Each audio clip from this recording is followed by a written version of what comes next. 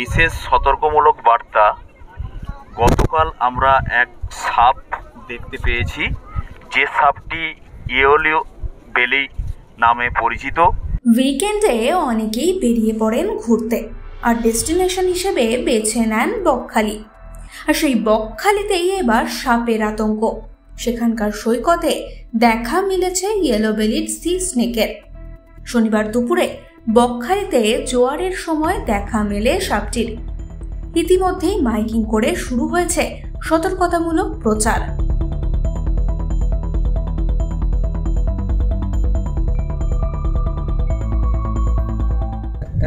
হঠাৎ করে একটা সাপ দেখা গিয়েছিল, কি বিষয়টা কি হয়েছিল? হঠাৎ আমরা ডিউটিরত অবস্থায় ছিলাম, প্রত্যেকটা স্টাফই ছিল। তো তখন ভরা জোয়ার, ট্যুরিস্টের প্রচুর পর্যাপ্ত পরিমাণ ছিল।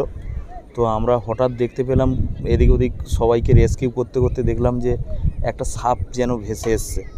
তারপরে ওটা ধারের দিকে আসার ফলে আমরা ওর কাছাকাছি যাই, গিয়ে যখন দেখলাম যে ওই দীঘা সমুদ্রের যেটা ধরা পড়েছিল ইয়েলো বেলি নামক যে সাপ, সেটা আমরা ওই সাপটা দেখতে পাই।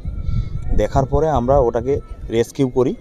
রেস্কিউ করে আমরা একটা জারের মধ্যে ভরে ওটা আমরা ফরেস্টের হাতে তুলে দিই। বন দপ্তর এর আগে কি এটা দেখা গিয়েছিল? না, এর আগে বকখালি সি বিচে আমরা কখনো দেখিনি, এই প্রথমবার আমাদের দেখা মিলল। এবং তার জন্য আমরা প্রত্যেকটা ট্যুরিস্টকে সচেতন করেছি, যার জন্য ট্যুরিস্টরাও আমাদের সঙ্গে সহযোগিতাও করেছেন।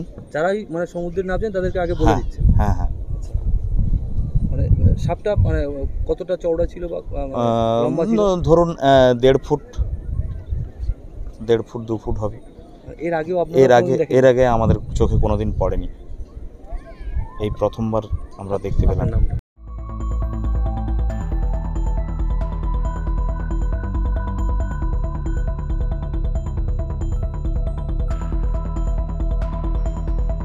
আগে এই সাপ বকখালি সৈকতে দেখা মেলেনি বলেই জানা গিয়েছে। তবে এই ঘটনাকে কেন্দ্র করে ইতিমধ্যেই ছড়িয়েছে আতঙ্ক। এতদিন এখানে ডিউটি করছো, এই যে যেটা দেখা গিয়েছে, এটা কি আগে কি কোনোদিন দেখেছিলে? বা না, এই সাপ আগে কখনো দেখিনি। আমরা তো ডিউটি করে আসছি অনেকদিন থেকেই, কিন্তু এরকম সাপ কখনো দেখা যায়নি। কখন দেখা গিয়েছিল?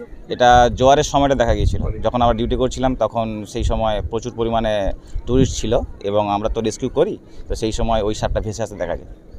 তো তারপরে দেখা গেল যে যখন কাছে আসে, যখন সাপটা দেখি, তখন দেখতে পেলাম যে ওটা ইয়েলো বেলি নামক যে সাপ আমরা শুনেছিলাম বা দেখেছিলাম দীঘা সমুদ্র সৈকতে পাওয়া গিয়েছে বা পুরী সমুদ্র সৈকতে পাওয়া গিয়েছিল, সেগুলোই। এখন কি ওইটা নিয়ে কি মানুষজনকে সতর্ক করছি আমরা, এবং কাকদ্বীপ মহকুমা শাসক ও ফ্রেজারগঞ্জ কোস্টাল প্রশাসনের নির্দেশে আমরা এটা অ্যালার্ট করছি যে যাতে ওরা সাবধানে থাকেন ওরা। কি দেখেছিলে? একটা নতুন প্রজাতির সাপ দেখলাম। তো ওই সাপটা কয়েক বছরখানেক আগে আমরা নেটের মাধ্যমে দেখেছিলাম, ওটা দীঘা সমুদ্র পাড়ে উঠেছিল। তো আমাদের মনে হলো যে ওই রকম ধরনের হয়তো সাপ হবে। পরে ভাবলাম, জানলাম যে হ্যাঁ ওই ধরনেরই সাপ এখানে উঠেছিল। ওটা এখান থেকে বিষাক্ত, উদ্ধার করে ফরেস্টের কাছে দিয়ে এসেছি। এই পর্যন্ত আমি জানি। এটা কি আগে দেখেছিলেন? না, এর আগে কোনোদিন এখানে ওই সাপ উঠেনি।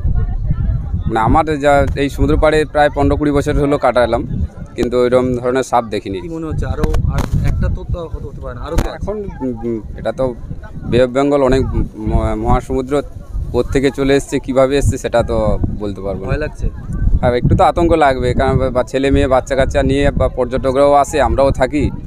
তাই এরকম ধরনের একটা বিষাক্ত সাপ যদি আসে, যে কোনো মানুষ যে কোনো মুহূর্তে বিপদে পড়ে যেতে পারে। প্রশাসন তো প্রচার করছে।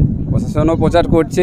এখানে সিভিল ডিফেন্সের যে গ্রুপরা রয়েছে তারাও যথেষ্ট হেল্প করে পর্যটকদের সঙ্গে। আমরা লোকাল যে ব্যবসায়ী আমরাও অ্যালার্ট করে দিই।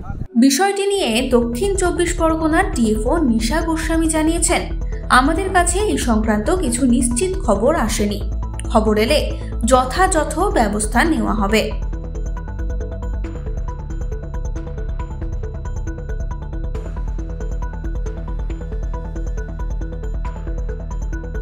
এই সময় ডিজিটাল।